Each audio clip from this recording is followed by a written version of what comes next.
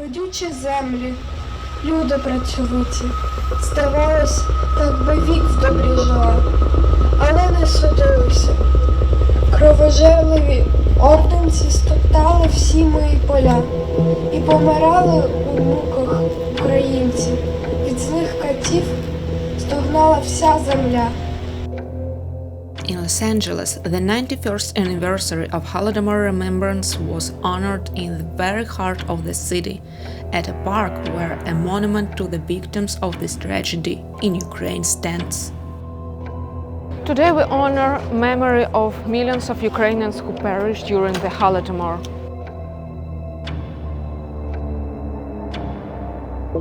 I'm about to speak with organizers and attenders to understand why this remains is so important.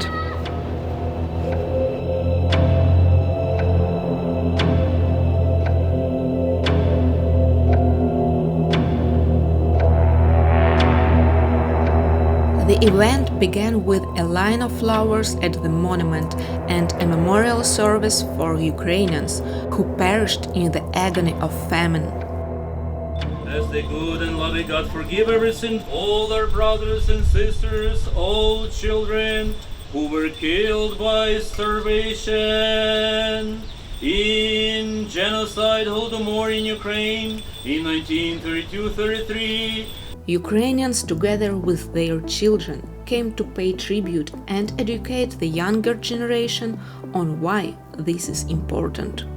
In my mind, the elimination of genocide is something that is paramount for the existence of humanity as I would like to see it. Compassionate, cooperative, thriving, happy children. The committee that I had came under the organization of the Ukrainian Cultural Center approximately 8 years ago. We do have close relations with a national Holodomor committee, which is headed by a gentleman in Washington, D.C., Mikhailo Sakiv, who's very effective in lobbying Congress and bringing awareness to Congresspeople and senators. Next on this remarkable day was a powerful and emotional speech by Dr. Olga Popel. Mykola Rudenko, poet, wrote, quote, "There was no bread, only darkness. There was no life, only death." Taras notes that few ordinary Americans know about this tragedy or realize that Putin continues Stalin's policies. Still, most of the world doesn't know that about it. They think it's, oh, just Stalin did something bad on the side, and it's continuing education of the rest of the world about our genocide, which has affected our country and our people. To raise awareness, the Holodomor Committee invited speakers who have studied this act of genocide in Ukraine. Stalin's communist government sought to punish Ukrainians for their resistance to collectivization and to Sovietization, and to eliminate their ability to express their desire for Ukrainian self-determination and self-expression. Professor Norman also refers to the research of sociologist Peter M. Sorokin to better understand the severe consequences of the Holodomor, such as cannibalism. Prolonged starvation leads to changes in the traditional standards of behavior, and conditioned reflexes of social relations cease functioning. Starvation begins to define a person's every action, weakening or suppressing the sense of self-preservation, love even for one's children, and all sense of humanity can disappear. These words remind us that the story of Holodomor is not just about the past, but a lesson for the present, a call for justice and resilience in the fight for freedom.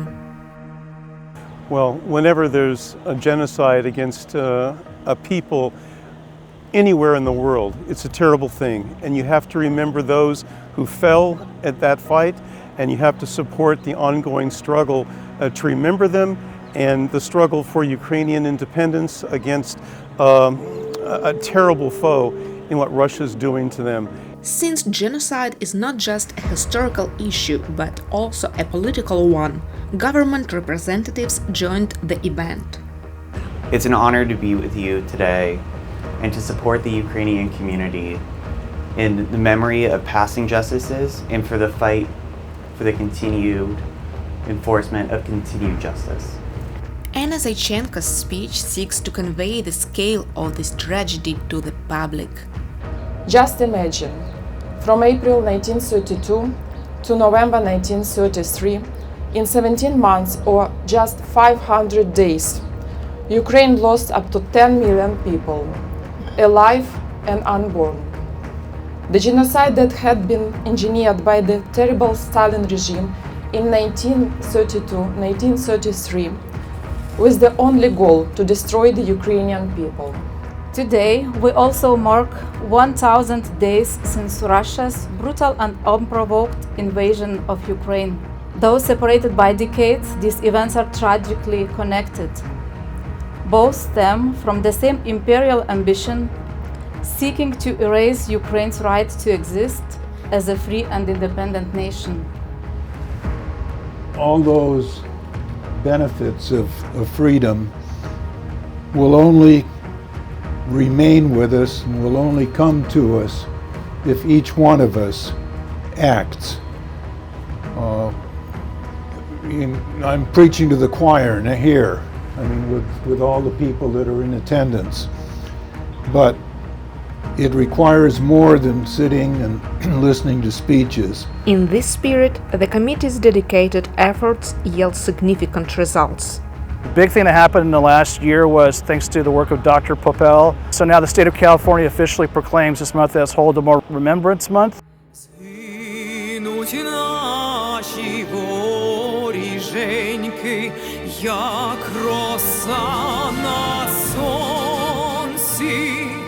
Запануєм і ми, браття, у своїй сторонці, душу й тіло ми положим за нашу свободу і покажем, що ми браття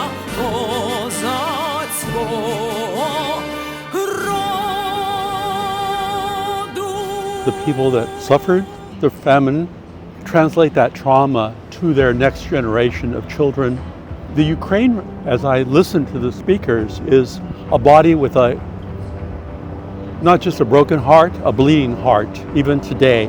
This pain is felt not only by Ukrainians by heritage, but also by Ukrainians by marriage, as Sean describes himself. This Ukrainian genocide monument honors a tragedy from 91 years ago, yet the genocide of the Ukrainian people continues to this day. For centuries, killing Ukrainians has been kind of a twisted obsession with the Russian people. And when this war finally ends, we're going to need additional monuments. They already have monuments in Bucha and Irpin. The question we need to ask ourselves is, what can we do to prevent our grandchildren from having to create more monuments in another 90 years? It is a call for all of us to reflect on how we can break the cycles of violence and ensure that history never repeats itself. Given that since the Russians invaded Ukraine in 2014, February 2014, not only has Ukraine been under incredible, dire circumstances, but the trajectory is for the West to cease as it is. Therefore, we are not deterred by difficulty. We continue. Ми тут, щоб сказати, що засуджуємо всіх тих, хто причетний до смерті мільйонів українців у стражденні голодні роки. This day is a testament to the importance of remembering the past. Anastasia Bazdyreва, Maria Mikhno, Maria Melenichenko, My Mary Production, special for Committee of Holodomor.